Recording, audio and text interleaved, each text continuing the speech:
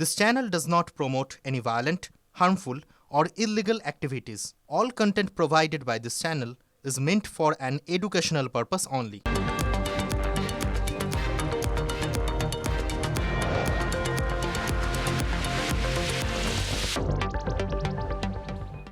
টিভি9 বাংলায় স্বাগত। সারাদিন জেলার বেশ কিছু গুরুত্বপূর্ণ খবর হয়েছে, সেই সমস্ত গুরুত্বপূর্ণ খবর নিয়ে বেঙ্গল ব্রেকিংয়ে আপনাদের সঙ্গে রয়েছি আমি শর্মিষ্ঠা, আর অন্যদিকে নিউজ রুম থেকে রয়েছেন আমার সহকর্মী তনিষ্ঠা।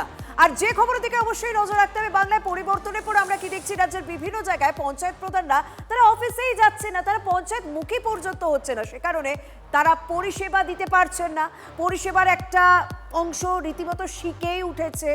এই প্রেক্ষাপটে বড় সিদ্ধান্ত নিতে চলেছে রাজ্য সরকার।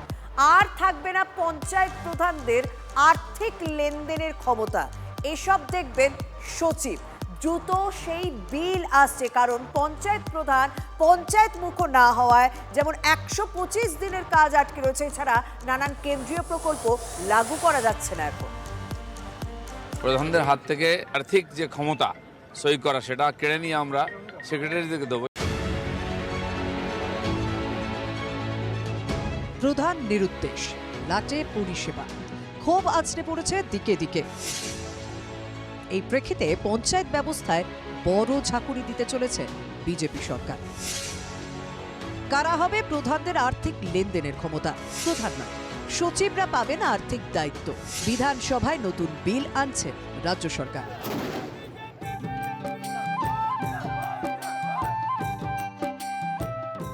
বাংলায় বিজেপি ক্ষমতায় আসার পর পঞ্চায়েত মুখই হচ্ছে না প্রধান উপপ্রধানদের বড় অংশ, যারা 2023-এ তৃণমূলের টিকিটে জিতেছিলেন। দুর্নীতি স্বজন পোষণের অভিযোগ একটা অংশের বিরুদ্ধে। কেউ কেউ বলছেন ডিম হামলার ভয়ে বহু পঞ্চায়েতেই বেপাত্তা প্রধানরা, তার ফলে অজস্র কাজ থমকে। এই পরিস্থিতিতে পঞ্চায়েত আইনে বদল আনতে চলেছে রাজ্য সরকার। প্রধানদের হাত থেকে আর্থিক সই করার ক্ষমতা কেড়ে দেওয়া হবে সচিবদের হাতে। অন্য রাজ্যে সচিবদের হাতেই থাকে আর্থিক ক্ষমতা, সেটাই এবার হতে চলেছে বাংলায়। এই সেশনেই আমরা বিল আনবো, প্রধানদের হাত থেকে যে আর্থিক যে ক্ষমতা সই করা সেটা কেড়ে নিয়ে আমরা সেক্রেটারিদেরকে দেবো, যেটা অন্যান্য রাজ্য হয়।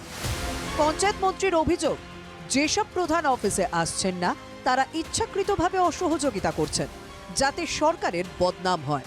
সেই অভিযোগ যে অমূলক নয় তার প্রমাণ মিলল জেলায় জেলায় বেশ কিছু পঞ্চায়েতে। খুব সমস্যা হচ্ছে আমাদের, আমরা কতদিন ঘুরবো, এরকম কতদিন আসবো। আমি আসছি গর্ভবতী মায়ের ফর্ম নেওয়ার জন্য, তা বললো ওখান থেকে ব্লক থেকে বলছে যে প্রধান নাই, কোনো ফর্ম দেওয়া যাবে না।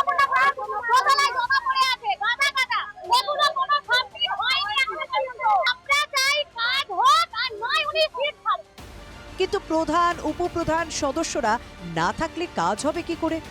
এই মানুষগুলোর দোষ কি? জগদলদা 2 নম্বর গ্রাম পঞ্চায়েতের অফিসে যে ঘড়ি রয়েছে সেই ঘড়ি এই মুহূর্তে দেখা যাচ্ছে 12টা 15 বাজে। আমি এই জগদলদা 2 নম্বর গ্রাম পঞ্চায়েতের যে প্রধানের অফিস রয়েছে সেই প্রধানের অফিসে দেখাতে চাইবো যে প্রধানের অফিস খোলা রয়েছে এবং সেই প্রধানের অফিসে এখনো পর্যন্ত প্রধান এসে পৌঁছননি। প্রধান কোনো কাজেই করছে না, তার প্রধান এখানকে কি আসবো? কাগজ কলম থাকলে তো প্রধান এখানে দেখাবো। নিয়ে প্রধানও আসছে না, উপপ্রধান আসছে না, আপনার পঞ্চায়েতে যাওয়া হচ্ছে না। উন্নয়নের টাকা পাবে কে? অভিযোগ, এই নিয়ে তৃণমূল জামানায় পঞ্চায়েতে হিংসা খুনোখুনি পর্যন্ত ঘটেছে। সেই মধুভাণ্ডে পৌঁছানোর ক্ষমতা এবার আর পঞ্চায়েত প্রধানের হাতে থাকবে না। বদলের বাংলায় আসতে চলেছে বিরাট বদল। সোমা, হীরক, সুব্রত ও তপনের রিপোর্ট, টিভি9 বাংলা। দেখুন, এ রাজ্যে আবাসমানি হয়ে দাঁড়িয়েছে দুর্নীতির বাস। তৃণমূল জামানার যা কিছু কেলেঙ্কারি, সেই কেলেঙ্কারির ভার বইতে হচ্ছে সাধারণ মানুষকে। আর শুধু ভার বওয়া বলে ভুল হবে, প্রাণ দিতে হচ্ছে। আর সেটাই চোখে আঙুল দিয়ে দেখিয়ে দিল বাঁকুড়ার বিষ্ণুপুর। প্রাণ গেল এক রক্তে।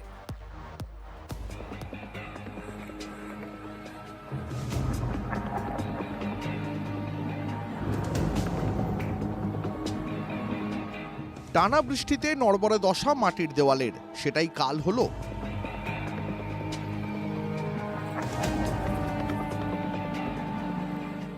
দেওয়াল চাপা পড়ে যায়, চা খাচ্ছিল বসে, সকালে যে চা খায়, চা বিস্কুট খাচ্ছিল, দেওয়াল চাপা পড়ে যায়, মাটির দেওয়াল ছিল। যখন কাঁধটা পড়ে গেছে তখন এবারে বৌমা আমাকে ডাকছে, আমরা এবারে ছুটে যেয়ে বাচ্চাটাকে টেনে বের করে আমরা ছুটে গাড়ি করে নিয়ে এসেছি।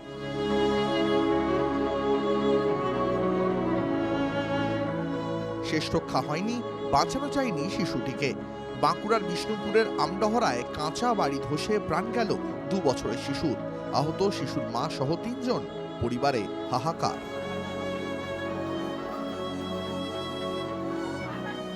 কত লড়াই তারা করেছেন মাথার উপরে পাকা ছাদ পেতে, কত অপেক্ষা। তৃণমূল আমলে বারবার আবেদন জানানো হয়েছিল আবাস প্রকল্পের বাড়ির জন্য। অভিযোগ দুর্নীতি, স্বজন পোষণের জেরে সেটাও পাননি মিম্বর খান। শেষে বিধানসভা ভোটের আগে তালিকায় নাম ওঠে। প্রাপ্তি বলতে ছিল প্রথম কিস্তির 60,000 টাকা, ব্যাস ওইটুকুই। তাতে বাড়ি তৈরি শেষ করা যায়নি, যার পরিণতি চোখের সামনে।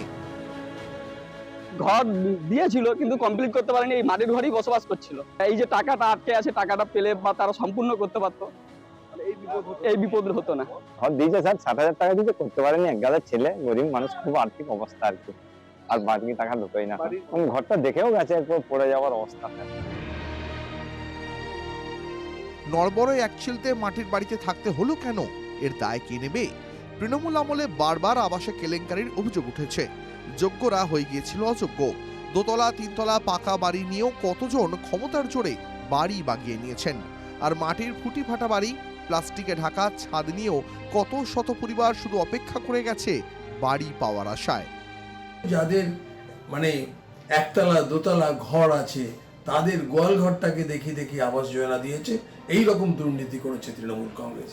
এই যে পরিস্থিতির জন্য সম্পূর্ণরূপে মমতা বন্দ্যোপাধ্যায় এবং তার নেতৃত্বের যে তৃণমূল কংগ্রেস দল ছিল সেটাই দায়ী, এবং আজ বুঝতে পারা যাচ্ছে সেই জন্য একেবারে তাসের ঘরের মতো ভেঙে যাচ্ছে। কোলের শিশুকে হারালো এক পরিবার, এক মুহূর্তেই জীবনটাই ওলটপালট। তাদের কাতর আরতি, আর কাউকে যেন কোনোদিন এভাবে সব হারাতে না হয়। বাঁকুড়া থেকে হীরক মুখার্জির রিপোর্ট, TV9 বাংলা।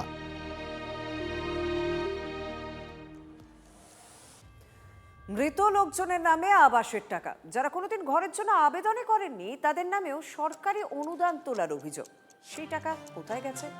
তৃণমূলের পঞ্চায়েত সদস্য থেকে নেতাদের ব্যাংক অ্যাকাউন্টে গিয়েছে, এমনই বিস্ফোরক অভিযোগ ঘিরে তোলপাড় পূর্ব বর্ধমানের মঙ্গলকোট।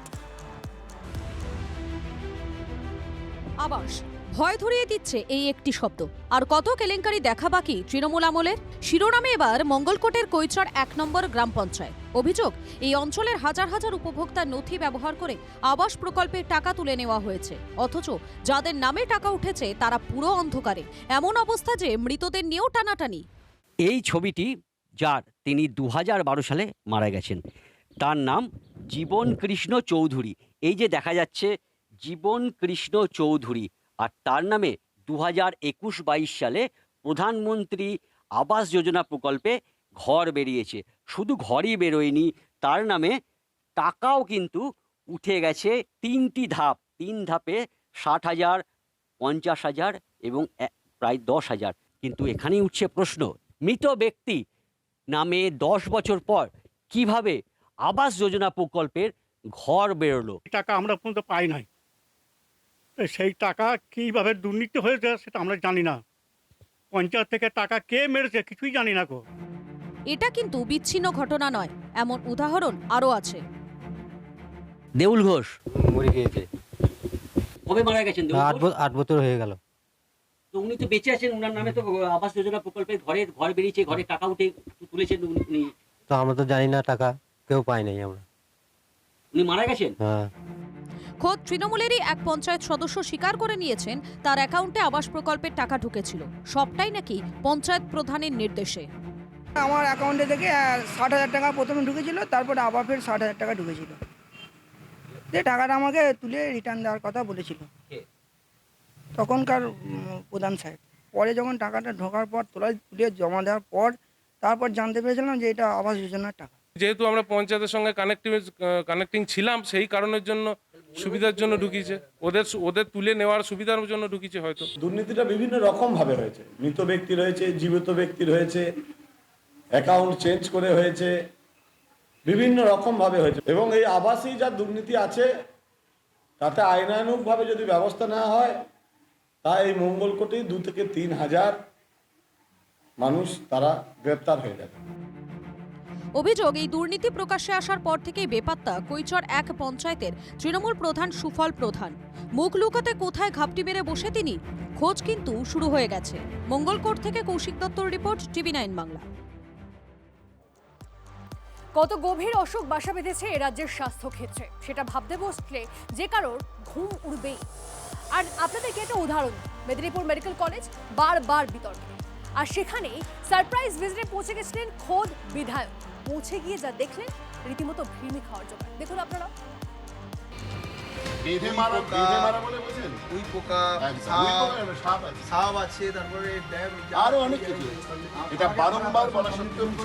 এটা হচ্ছে মেদিনীপুর মেডিকেল কলেজের স্টোর, যেখানে বিভিন্ন ওষুধ স্টোর থাকে। আমি ছবিটা দেখাতে বলবো আমার সহকর্মীকে যে কিভাবে ওষুধ, বিভিন্ন ভ্যারাইটিস ধরনের ওষুধ রাখা হয়েছে।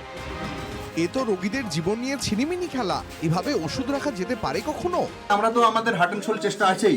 ইলেকট্রিফিকেশনের কোনো অন্ধকার থাকে, বারবার পিডব্লিউডি আমরা আমাদের স্যারকে চিঠি করি, আমাদের যেটা রাইট আছে। একদম ভয়ঙ্কর অবস্থা, একদম ভয়ঙ্কর অবস্থা। এই বিল্ডিংটা হচ্ছে 1937 সালের, বাইরে লেখাই আছে 1937 সাল। গত বছর এই হাসপাতালেই স্যালাইন কাণ্ডে প্রসূতি মৃত্যুর পর রাজ্যের সমস্ত মেডিকেল কলেজ হাসপাতাল এবং জেলার মেডিকেল স্টোরগুলির জন্য বিশেষ নির্দেশিকা জারি করেছিল তৎকালীন তৃণমূল সরকার। 15 দফা নিয়ম। তাতে বলা হয় সর্বনিম্ন 8000 স্কোয়ার ফুট জায়গা রাখতে হবে মেডিকেল স্টোরে। প্রতিটি স্টোরে কোল্ড চেন ও যথাযথ ভেন্টিলেশন ব্যবস্থা থাকতেই হবে। জেনারেটরের ব্যবস্থাও বাধ্যতামূলক। ওষুধপত্র যাতে ঠিকঠাক থাকে সেজন্য তাক তৈরি করে সেগুলি যথাযথভাবে রাখতে হবে। এও বলা হয়েছিল কোনোভাবেই ওষুধ মাটিতে রাখা যাবে না। কিন্তু কোথায় কি নিয়মকানুন মানা হয়েছে কিনা সেসব বোধহয় দেখার সময় হয়নি তৎকালীন প্রশাসনের। রোগীদের প্রাণ সে তো সস্তা। নতুন জায়গায় মেডিকেল স্টোর তৈরির কথা বারবার উঠলেও কাজের কাজ আর হয়নি। এটার ফাইল তোলা হয়েছে, জমি বলে দেওয়া হয়েছে, ফাইল ডান দিক বাঁ দিক উত্তর দক্ষিণ পূর্ব পশ্চিম ঘুরছে। স্বাস্থ্য ভবনে একটা মেদিনীপুর মেডিকেল কলেজ চালানোর জন্য একটা স্টোর লাগে, স্বাধীনতার আগের বাড়ি। এটা কি স্টোর নাকি? ফাইল ঘুরছে নিয়ম করে। এদিকে সমস্যা বাড়তে বাড়তে পাহাড় প্রমাণ। হাসপাতালের ইনডোর এবং আউটডোরের সমস্ত ওষুধ কিন্তু এই স্টোর থেকেই যায়। মেডিসিনগুলো ইঁদুর খেয়ে নেয়, মেডিসিনগুলোতে উই পোকা ধরে যাচ্ছে, নিচে ড্যাম হয়ে যাচ্ছে, জল জমে যাচ্ছে। বর্ষার সময় নিচে জল। অবশ্যই তদন্ত করা উচিত গত 15 বছরে কেন হয়নি, কেন মেনটেন করা হয়নি এসওপির গাইডলাইন, কেন এই ধরনের সিস্টেম চলে আসছে দীর্ঘদিন ধরে। পালা বদলের পর এবার হাল ফিরবে এই আশাতেই এখন দিন গুনছেন রোগী থেকে হাসপাতাল কর্তারা। ক্যামেরায় সুজয় নায়কের সঙ্গে দেবব্রত সরকারের রিপোর্ট, TV9 বাংলা। বাড়িতে ঝগড়া, নাবালিকা চলে আসে শিয়ালদা স্টেশনে, আর সেই সুযোগটায় নেয় এক ব্যক্তি। 12 বছরের মেয়েটিকে ভুলিয়ে আনে বারুইপুরের এক যৌন পল্লীতে। অভিযোগ, সেখানেই ধর্ষণের চেষ্টা করা হয়। সূর্যপুরের পর শাসন রোড, 10 দিনের মধ্যে ফের যৌন হেনস্থার অভিযোগ বারুইপুরে। ধরা পড়েছে অভিযুক্ত, নাবালিকাকে হোমে পাঠানো হয়েছে। বারুইপুরের নাবালিকা স্কুল ছাত্রীর ধর্ষণ আর খুনের ঘটনার জের কাটতে না কাটতেই আবারও এক নাবালিকাকে ধর্ষণের চেষ্টার অভিযোগ উঠেছে। আবারও বারুইপুর, আবারও যৌন হেনস্থার অভিযোগ। নাবালিকাকে ধর্ষণের চেষ্টা, পাকড়াও অভিযুক্ত। আর যেখানে এই ঘটনাটি ঘটেছে আর যাদের তৎপরতায় এই বড় অঘটনটাকে ঘটানোর আগেই তাকে রোধ করা গিয়েছে, তাদের সঙ্গে কথা বলবো। লোকটা এলো মুরগির ঝাঁকা মাথায় নিয়ে, এবার বললো বৌদি ঘর পাওয়া যাবে। দেখি না একটা বাচ্চা মেয়ে 12 বছর বয়স। তখন আমি বলি ঠিক আছে দাঁড়াও, বলে আমি লোকজন জড়ো করে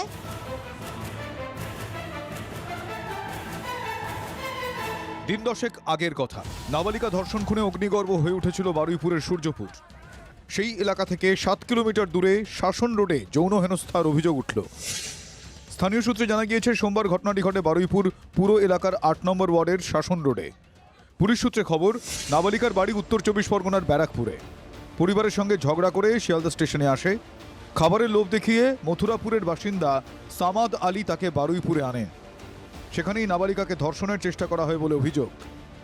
এলাকার লোকজনই অভিযুক্তকে ধরে পুলিশের হাতে তুলে দেয়। এটাকে শারীরিক সম্পর্ক করার জন্য এনেছিল। দুপুরে এত বড় একটা ঘটনা হয়ে গেছে, মানুষ কিন্তু সচেতন হচ্ছে না।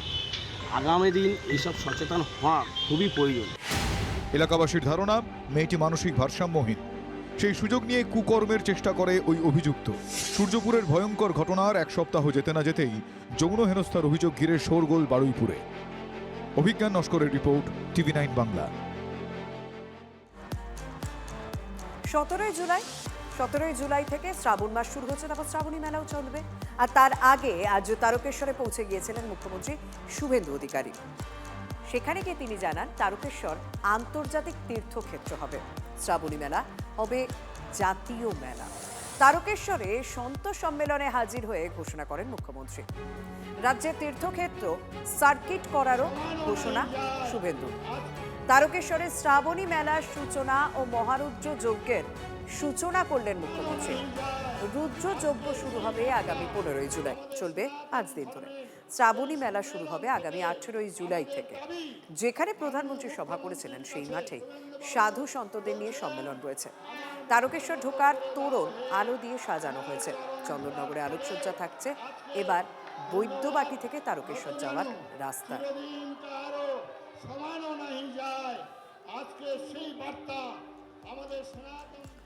বর্ষার 2 উৎসবে কল্পতরু বাংলার নতুন সরকার। শ্রাবণী মেলায় বৈদ্যবাটির নিমাই তীর্থ ঘাট থেকে তারকেশ্বর মন্দির পর্যন্ত রাস্তা সাজানো হবে চন্দননগরের আলোয়। দুধপুকুরে হনুমান ঘাটের লেজার লাইট এবং লেজার লাইট এবং মন্দির চত্বর থেকে 200 মিটার পর্যন্ত একাধিক বাড়ির দেওয়ালে চিত্রশিল্পীরা তুলির টানে ফুটিয়ে তুলেছেন শিবপুরাণের কাহিনী। 18 জুলাই শুরু হচ্ছে শ্রাবণী মেলা। পুণ্যার্থীদের উপর পুষ্প বৃষ্টি হবে হেলিকপ্টার থেকে। তারকেশ্বর ধামের উন্নতিতে 15 কোটি টাকা দিচ্ছে সরকার। পুণ্যার্থীদের জন্য 5টি স্পেশাল রুটে বাস চলবে।